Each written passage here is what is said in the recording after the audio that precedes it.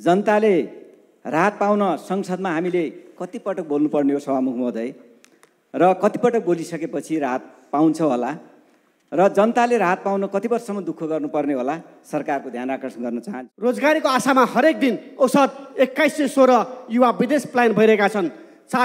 चालु आर्थिक वर्षका पहिलो साताको महिनामै 4,65,000 युवा भन्दा बढी युवाहरू रोजगारीको लागि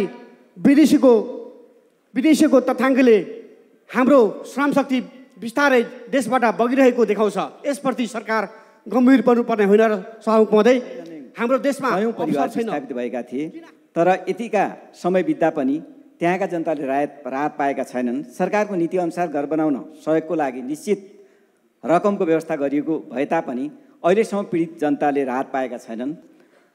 सम्माननीय सभामुख महोदय, हामीले 2 गतेदेखि सरकारले सगरमाथा संवाद आयोजना गरेका थियौँ र हिजो सम्पन्न भयो र 25 बुँदे घोषणा गर्दै हामीले उक्त संवाद सम्पन्न पनि गरेका छौँ।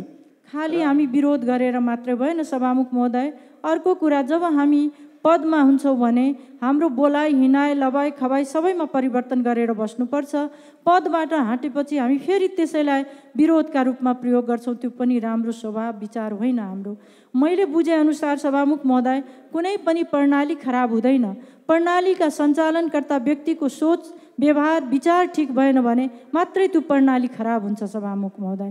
त्यसैले त्यसलाई चलाउने व्यक्तिको सोच राम्रो हुनुपर्छ, व्यवहार राम्रो हुनुपर्छ, विचार राम्रो हुनुपर्छ, कानुन सम्मत हुनुपर्छ, संविधान सम्मत हुनुपर्छ।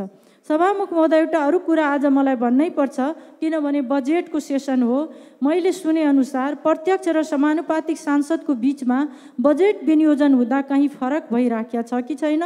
फरक हुन्छ जस्तो शङ्कामा हामी सबै समानुपातिक, खास गरेर महिला सांसदहरू बढी समानुपातिक सांसद छौँ, उहाँहरू हामी बिचमा अलि शङ्कामा छौँ। हाम्रोतिर सरकार अथवा हामीतिर दिने बजेट फरक हुन्छ कि? किनभने फरक हुनु हुँदैन। म घोर भर्त्सना गर्न चाहन्छु उनीहरूलाई। सम्मान्य सभामुख महोदय, उनीहरूलाई सुँगुरको खोरमा बाँधी कुटपिट गर्नुको साथै मानव अधिकार उल्लङ्घन भएको छ। धार्मिक संवेदनशीलताको क्रूर अपराध भएको पराकाष्ठ नाएको देखिएको छ। मुस्लिम धर्ममा सुँगुरलाई अपवित्र मानिन्छ। त्यस्तो सुँगुरको यदि सम्पर्कमा पनि आउँछ भने पाप मानिन्छ। त्यस्तो क्रियाकलाप गरिएको यो घटना केवल 2 व्यक्ति